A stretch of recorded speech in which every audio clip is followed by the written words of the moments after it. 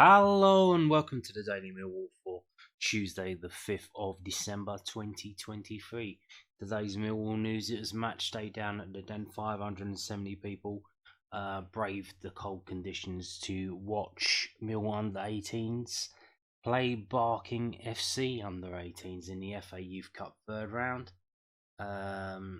This was the team sheet. Albert Penny in goal for Millwall, Elias Mansour, Adedapo Olagbodi, Alfie Massey, Harry Taylor, Joshua Stevenson, Jack Howland, Frankie Macchiolchia, Frankie Baker, Cavalli Hayward, Oliver Whitby, and the subs were Archie Kirby, Jacob Brezwozny, Sacha Vieira, Harvey Whiteman, Eladon O'Boyle, Sheldon Kendall, and Jaden Thomas Smith as Millwall's squad. And it wasn't as easy as you would have expected for I think they said something like seven. There's a seven. What do they call it? 7 level gap between Barking and Millwall. Although obviously that's first team. It was 5-3 after extra time. Millwall started off very quickly. They went 1-0 up within 3 minutes. And it was 1-0 at half time. Come out afterwards, the second half, we go 2-0. And then it goes 2-1. I think that was one of the they got 2 penalties. They got given 2 penalties. So it was 2-1. Then we made it 3-1. And then they had the second penalty. Made it 3-2. Then the guy scored a goal to make it 3-3, and that took it into extra time. And straight in again, Mill very strong, obviously showing their fitness, being kind of professional footballers.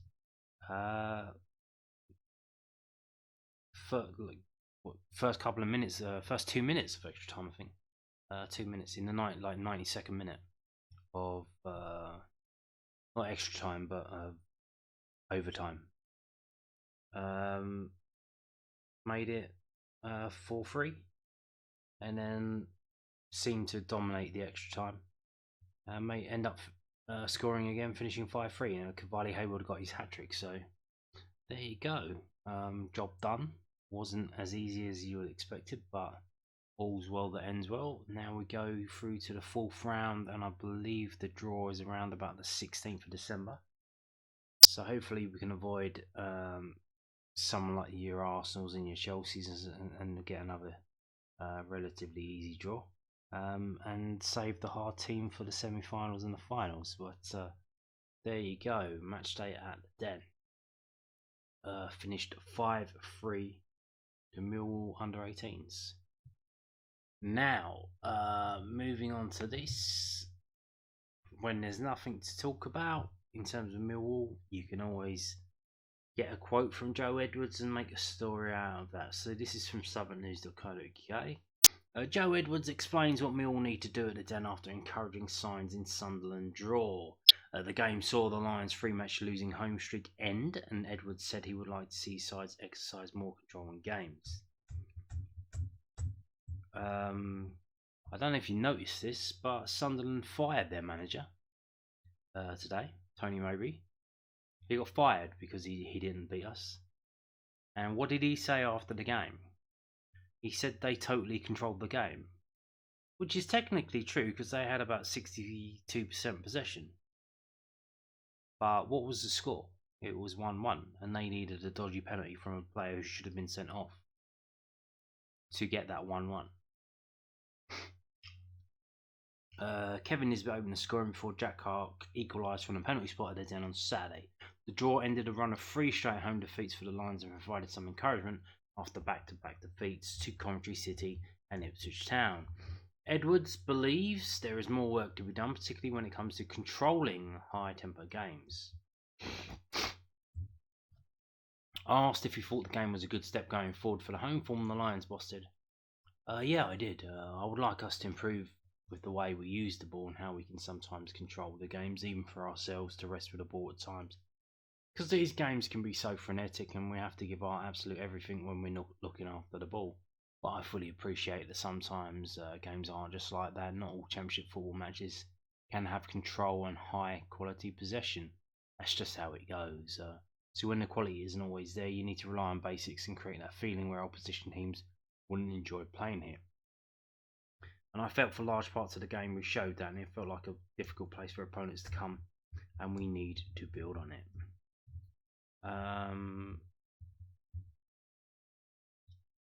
So he's still wanting to play a possession-based game, even though he's just got a decent result against Sunderland, which ended up getting their manager fired by not doing that.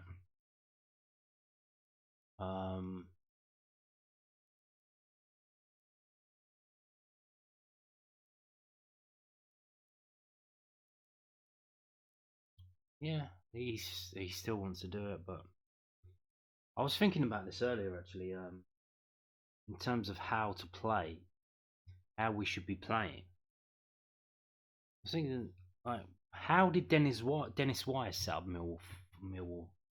So I'm kind of thinking back to that, and I'm not really remembering it well. But we didn't play super possession-based football. We did play very direct, I believe, under YZ.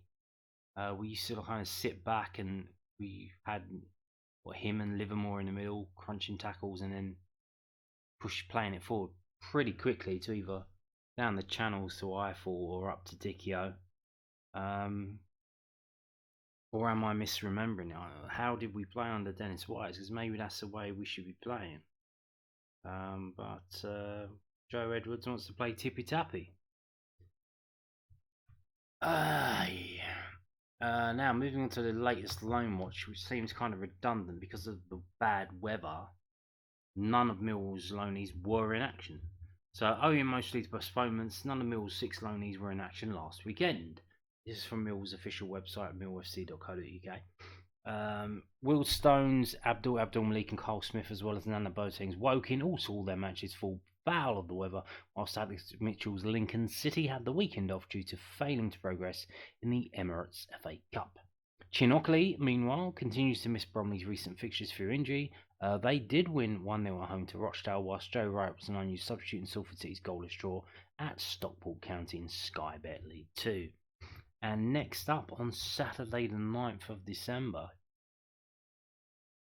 we have cup games, FA Trophy games, which non-league cup games are. They are very good spectacles. I recommend, if you can do that, go to one of those games. They are worth going to. The atmosphere, and especially if it's one that doesn't lead to a replay, because you've got both teams trying to win the game. And that's all of the teams. Wealdstone, Woking and Bromley have got FA Trophy third round games. Joe Wright's got a league game, he's not going to be playing in that. And Alex Mitchell's got a Bristol Street Motors game. That was on today, so I wonder if he played in that, and I wonder if he won. Who knows? Probably did, because if they had the weekend off. Oh no, that was postponed as well today. Weirdly, that was the only game in the Bristol Street Motors that got postponed. Accrington Stanley versus Lincoln City got postponed. Why is that then? Was it the weather? The rain? Waterlogged? No idea.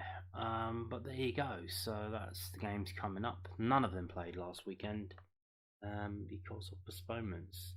Now we're going to end today's video by looking at this, which may or may not be of some interest to you. This is from the Daily Mail. What it is, I didn't notice this, but 9 London teams have been drawn at home in the FA Cup. How bizarre. How peculiar. So all 7 based London Premier League teams have been drawn at home. And then also Millwall and QPR have been drawn at home. So obviously the Met Police are trying to figure out how to do all this. So even if our game isn't on television, we may have it moved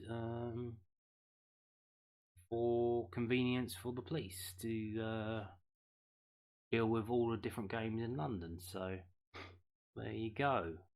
Be aware of that if you are planning to attend this game. I think it's going to be Saturday at 3 o'clock. Very much might not be. Might be Sunday lunchtime. I don't know if Leicester fans are up for this. If they're going to be travelling to this, they might move it to stop them from doing that, and that'll make it easier for them in terms of early morning. So I would imagine if it does get moved, it'll either be Saturday morning or Sunday morning. So there you go. Obviously, we're still waiting to see. And apparently, there's weekly pro-Palestine marches. Why? Why are they doing this every week? What's the point? Yeah. So there you go. Yeah, you got Arsenal, Liverpool, you got West Ham, Bristol City, you got Tottenham, Burnley, you got Fulham versus Rotherham United, you got Wimbledon versus Ipswich. So they didn't even mention Wimbledon. That's Wimbledon, AFC Wimbledon. You got Millwall, Leicester. You got Watford versus one of them.